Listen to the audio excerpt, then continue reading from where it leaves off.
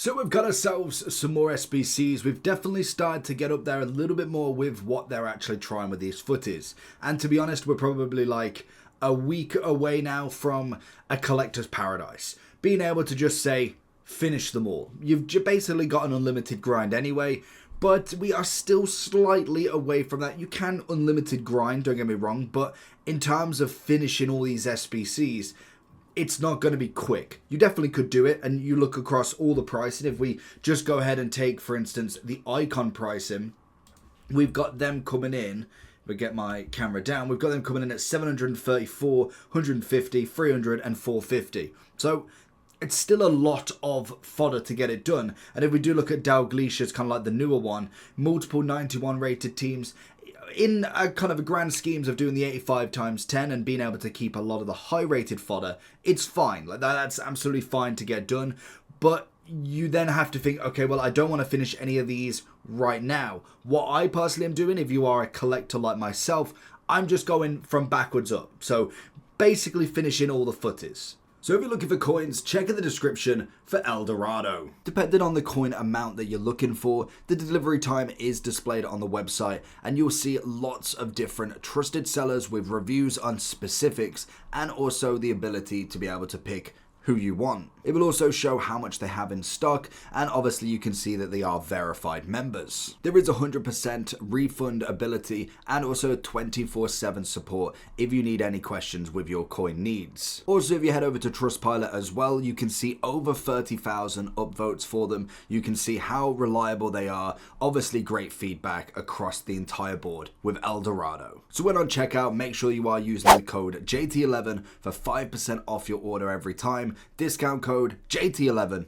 Now let's get back to the video. And what I mean by that is, for instance, we've got 4 days left for Sukair. If I want to finish him as a collection piece because we know there's not going to be another card, I'll get that one done first. I'll then look at Petit. I'll then look at Maicon. I'll then look at Dalglish. I am actively trying to finish every SBC because these are going to be now the final players in each one. So you're not going to get another Bruno player, at least from what we know in terms of what we've seen from footies. This is going to be the final Bruno, the final Maicon, and then evolutions will take it to the next level. If you want him at a 99, that's going to be possible potentially with an evolution. So I'll be doing Van der Ven, then I'll look at Maicon, who's obviously quite expensive. Yes, you could sprinkle in a few of the cheaper ones if you want to just tick them out of the way. Obviously, you've got 1 day for Caicedo, but she's only 50,000 coins.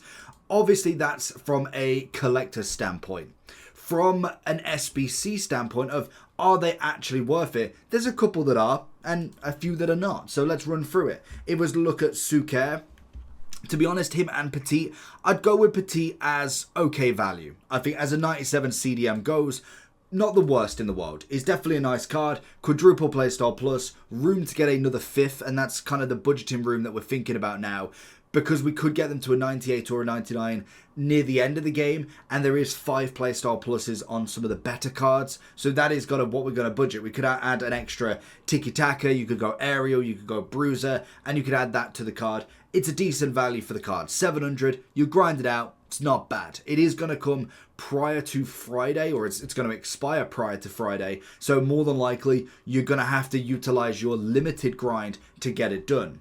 Sukair, on the other hand, striker, very difficult. A good playstyle pluses, great stats as we know. Realistically, I'm going to say no. If you're thinking of the top level that we got, like you look at the level of strikers, of the level of forwards that we are looking at, yes, mighty prices, 1.6, 15 mil, all that. But this is the level now we're getting to. It's only going to be a week or two till we get a Yamal 99 SBC, till we get an R9 SBC at some point. They always do it. They always will. It'll be like another week or so before they start doing it. But once they start ramping them in, realistically, Sukair goes out the window anyway. So you kind of got to think on that line of, are the players actually worth it right now?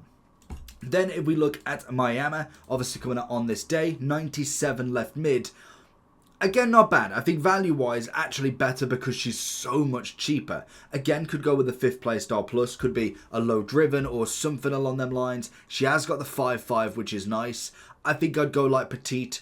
she's or potentially even fodder, because 150 is going to be very, very easy to complete in itself. You look at the SBC, we've got a 90, 89, you've got 88, I'm assuming 83, 80, and then bronze and silver. So really not that difficult in its slide. You can get that done with a reset of 84 times 10s and 85 times 10 in one day. That should be quite easy, to be honest. Dalglish, on the other hand, much, much better. Way better striker in this game. 97 rated, 450. For me, as a striker goes, I know he's missing out on the quick step. We hopefully will get a quick step or rapid playstyle plus add-on. But this card, in terms of striking ability, is one of the better cards you'll get. Naturally, always is. He's got some nice playstyles across the board, as well as then the playstyle pluses. He's a 5/5. Stats, like most cards, are up in there in the top anyway. But in terms of a card, absolute must in my opinion. He really, really is. Which then leaves us with a few players. Now, obviously, like we said with Caicedo, like we said with Alvaro, is that how you pronounce it? They're going to come in quite cheap because realistically, they're not worth it. Like they are fodder players. They're either in the fodder or they are players that you just want to collect, like myself, are just collectible cards. You're not going to use them realistically, so we will just put them in the miss category in terms of would we actually play with these cards or are nothing. Realistically, they are fodder. You would finish them as a solid card. One that is most definitely a very solid card is going to be our boy Maicon. 97 as a right back, or can go left back, I think, in this version. And he can obviously play right mid as well. Rapid, anticipate, jockey, long ball. Enough room for the 5th playstyle plus. Great stats across the board. Very good card in itself, from just a basic hero. Been a very good right back in this game. Definitely top notch. 1 million coins, well worth grinding out. You have got only X amount of days to get him done, so still got a little bit of time, but it's going to whittle itself down very, very quickly. So hopefully we can try and grind that one out as much as possible. Now, Van de Ven, obviously 4 days left for him. Solid card still, I think. I really do like Van de Ven. I think him, and a lot of people didn't like Saliba. I think Saliba's one of the ones. I think if you could go with a trio centre-back of especially Prem, Van de Ven, Saliba and Virgil van Dijk are my favourite 3 so far in-game. Virgil obviously is well above anybody else, but Saliba has been phenomenal, and I do think Van de Ven, he may not be your kind of like he wouldn't be taking over a Virgil van Dijk anytime soon. Like, I don't think next year there is a chance for him to overtake that spot in terms of in-game. But realistically, with the pace and the end-game treatment, he's a very, very good centre-back. So I do think he's another one. And it has kind of come to the attention that Stam is going to be one as well. And these are, it's not necessarily a finish both of them as such. Like, you don't have to, because we are going to get Virgil at the end of the season. But I'd say at least one of them needs to be in the team, around the team, because naturally he's another one that is from the golden era of a solid centre-back from when we first got him. Even in the 87, many evolutions that followed after. The 89, the 91, so many solid cards, and this one just takes it away again. Now, it doesn't have necessarily any quick step, which is good for the defensive side because it just has more defensive ability. I personally would pick Stam as a hero over anybody, but I think that is going to be for the hero qualities as well. But I do think Van de Ven is most definitely up there with the best of them. Now, my boy, Bruno Fernandes. He's coming in as a 97. I do like the card. Obviously, I've got to take my bias cap off. I don't think he's that great in-game. And that's, it's just unfortunate. In terms of in real life, he's phenomenal. I really, really enjoy watching him technically on the ball. He's fantastic. But in-game, there's better players. There is. In terms of midfield, depending on how you actually kind of bulk it up a little bit, I don't think the SBC is bad by any means, but if we're looking at a cam centre mid, if we're kind of going through the list, and obviously Messi is going to be one of the big names, but say we go down to some of the 97s, like you look at Petit, you look at obviously Bonmati, in terms of female players, phenomenal in that centre mid, that cam, and it all depends on what you are truly trying to portray here. What are you trying to go? Are you going for a centre mid that's attacking, just a solid cam, just a centre mid? Like, are you trying like a Jude Bellingham? Because he's another free one that we're going to get at the end of the season. I know there's no point waiting around for all of these cards, but he's going to do the job just as well. Now, I think the one thing that does Bruno a bit of an unjust service is they give him the quick step and technical. If they're going to do that, at least give him the 5 play style pluses. We've got the long ball pass, we've got a bit of a low driven.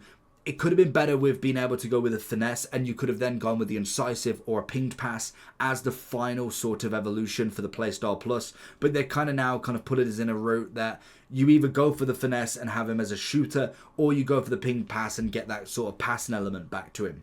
Now, there is obviously another option that you could go with a 94 and evo him instead. Again, like Petit, I don't think he's going to be featured in many people's teams. I just think he's an okay value card if you are trying to go for that final evolution. And I've got to put a little bit of good spin on him. Now, Alphonso Davies. Now, he's a brand new SBC from yesterday, a 97 left back. We are slowly collecting round. We have 2 centre backs, we have a right back, we have a left back, we have a striker that's realistically in a very good category. Now, very much like Bruno with Alphonso, I do think he is a little bit better in the rankings for this. I do think they did him a little bit dirty. The jockey, absolutely fine. Bit of a long ball, I can deal with that. Rapid, technical, fine, but one of them. Give him the anticipate, give him a bruiser, give him a block, something. Don't give him 2 run types. It is a shame that because realistically I could say he could be up here most definitely. I know Theo Hernandez will definitely take that cake, and Nuno Mendes is still one of the better left backs he's got to come up against. But in terms of value, I think they really could have just pushed him that little bit further on the playstyle pluses, and they know exactly what they're doing. Which goes to one of my more favoured cards, and he's had multiple, with obviously all of the team of the season, the UEFA Nations League, and then obviously into the Champions League. Vetinia has got himself another upgrade on top. He's got himself the low driven, anticipate, pinged, and also tiki-taka. Very good spread. Whether you'd want a finesse, you'd want an aerial maybe, you'd want potentially a bruiser, a first touch. He's got so many options, and I do think you have got the 96 stills. You've got a few with a few different ways of going with the playstyle pluses. I do think if you're going away from the 97, the 96 road to the finals, the best one to go with next. Incisive, pinged, and low driven. Add a finesse, a quick step, an anticipate, an aerial. You've got yourself a very, very solid base. I do think for me, Vetinia as a centre mid goes, I'd possibly go into the must as well, to be honest. I think when I look at my team and think if I've not packed anybody on that top end, my team of the season Vetinia could still get in. There's not many of the shapeshifters that I really, really fancied, unless they are the top of the top. Vetinia is exceptional in the game. Another one that did come under exceptional was Neto. Neto was an unbelievable talent when it comes to these SBCs, and again, they have just shot it out the park with him. Go with the low driven on a final playstyle plus. Perfect playstyle pluses. 5-star, 5-star, finesse, beautiful, rapid, thank you, Travella, and also I'm getting a bit spat. Obviously, you got incisive as well.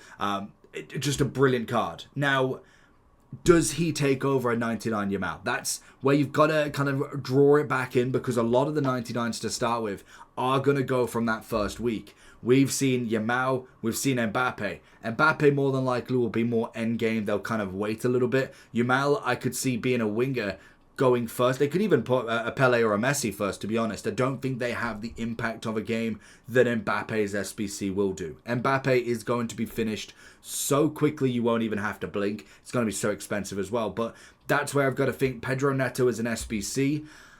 I would, as an attacking option, there's so many nice ones that really, if it was a few weeks back, maybe if you got this card on the first week, you could have argued the must complete. But realistically, I would only complete him at this point without any of the other 99s being available by next week. And also then the fact that I do need him and I've not packed any top-end wingers at this point. Which then leaves the final one that I really enjoyed last year is Sam Kerr. 147, very cheap, affordable, good playstyle pluses, a 5-5, very, very solid value. Now, I don't think she has the same sort of value as what she did last year. I think last year she was actually in a very good, talented role in the first footies team. But I do think this year there's so much striking, attacking talent out there. it's going to be very difficult to knock any of the top ones off the spot. So let me know down below what you think. I can imagine by next week we might see 99s. Whether we do, it might just be one. We'll see how we go from there and keep grinding for the Footies Team 3. Peace.